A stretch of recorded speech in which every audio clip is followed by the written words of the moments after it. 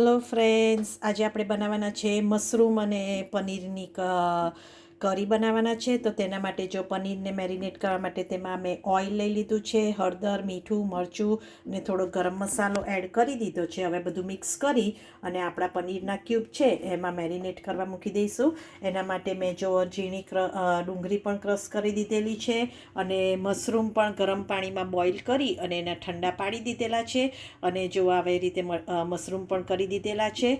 તો હવે ચલો આપણે ફ્રાય પેનમાં તેલ ગરમ કરવા મૂકી દીધેલું છે. તેલ ગરમ થાય ત્યાં સુધી આપણે પનીરને મેરિનેટ કરી દઈએ. આપણું તેલ ગરમ થઈ ગયું છે તો એની અંદર હવે આપણે જીરું એડ કરીશું અને આ જે આદુ મરચાં અને લસણની પેસ્ટ કરી આપણે ફ્રોઝનમાં મૂકીએ છીએ એ નાના નાના કકડા મેં પીસ લીધેલા છે. તો એ પણ હવે આપણે બધું એડ કરીશું. જો આપણું જીરું થઈ રહ્યું છે, આ જીરું થાય એટલે આ બધું આપણે અંદર એડ કરીએ. આપણી ડુંગળી સરસ રીતે બધી ચડી ગઈ છે. જુઓ, હવે એની અંદર આપણે આ જે ટામેટાની પ્યુરી, જે 4 ટામેટા મેં કરેલા હતા તે 4 ટામેટાની આવી પ્યુરી બનાવી દીધેલી છે. એ પ્યુરી બધી હવે આપણે અંદર એડ કરી દઈશું અને હવે એને બરાબર ટામેટાને કૂક થવા દઈશું. એની અંદર મીઠું પણ એડ કરી દઈશું જેથી ટામેટું ક્વિકલી કૂક થઈ જાય. અને હવે આપણે એનું લીડ બંધ કરી દઈએ. આ તમે જો અમે પનીર સરસ રીતે મેરિનેટ કરી દીધું છે, મશરૂમ આપણા કટ કરી દીધેલા છે. અને તમને સ્પેશિયલ ઇન્ગ્રીડિયન્ટ કરું કે આ યોગર્ટ છે એની અંદર આપણા કશ્મીરી મરચું, હળદર, ધાણા જીરું અને પંજાબી મસાલો બધું એડ કરી દીધેલું છે. હવે પાણી રેડી અને બરાબર મિક્સ કરવાનું જેથી આપણે અંદર ઉમેરીએ ત્યારે આપણા મસાલા બળી ના જાય એટલા માટે. બધા મસાલાની અંદર હવે આપણે આવી રીતે થોડુંક પાણી એડ કરીશું અને આ બધું બરાબર મિક્સ કરી દઈએ. સરસ રીતે બધું મિક્સ થઈ ગયું. જુઓ, હવે આપણે આ પનીરને મેરિનેટ કરવાના છે.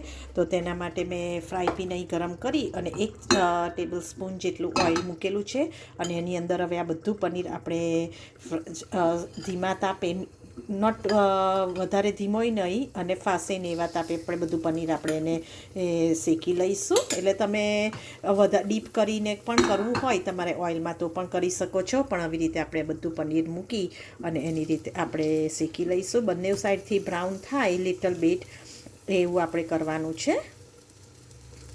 આપણા બધા પનીર વન સાઈડથી પિંક કલર જેવા થઈ ગયા છે. હવે બીજી સાઈડે મેં ટર્ન કરી દીધેલા છે અને હવે આપણી ગ્રેવી પણ સરસ રીતે થઈ ગઈ છે. જો તેલ બધું છૂટું પડી ગયું છે, ઉપર સરસ રીતે આવી ગયું છે. તો એની અંદર જે આપણે યોગર્ટવાળી જે આ સ્ટરી બનાવી છે એ બધી હવે એની અંદર એડ કરી દઈશું.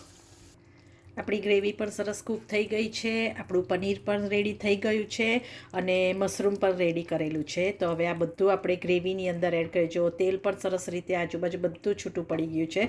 તો હવે આ બધું આપણે અંદર એડ કરી દઈએ. આપણે બધું એડ કરી દીધેલું છે. હવે એને 5 મિનિટ માટે લીડ ઓફ કરી અને 5 મિનિટ માટે બરાબર કૂક થવા દઈશું જેથી મશરૂમ ને પનીરમાં એ ગ્રેવીનો બધો ટેસ્ટ આવી જાય. આપણું શાક હવે સરસ રીતે બધું મિક્સ થઈ ગયું છે. તમે જુઓ કેટલું સરસ તેલ ને કલર ને બધું સરસ રીતે કૂક થઈ ગયું છે. તો ચલો હવે આપણે એને ગાર્લિક નાન સાથે સર્વ કરીએ. આપણે પ્લેટિંગ કરી દઈએ. હવે આપણે બધું પ્લેટિંગ સરસ રીતે કરી દીધું છે. ગાર્લિક નાન અને મશરૂમ અને પનીરનું શાક છે. એની સાથે આપણે ગુજરાતી છે તો આપણે ગુજરાતી હોય તો એની સાથે ખમણ ઢોકળા તો હોવા જ જોઈએ સ્ટાર્ટરમાં. એટલે આપણે ખમણ પણ મૂક્યા છે અને આપણે ચીલી કરેલું છે જે મેથીનું અંદર ભરી અને એ છે. એની સાથે આપણે છાશ પણ સર્વ કરી છે. તો ચલો આવી રીતે તમે પણ મશરૂમ અને પનીરનું શાક બનાવજો, એન્જોય કરજો, લાઈક કરજો, સબસ્ક્રાઈબ કરવાનું ભૂલશો નહીં અને જરૂરથી મને યાદ કરજો. ઓકે તો મિત્રો, બાય.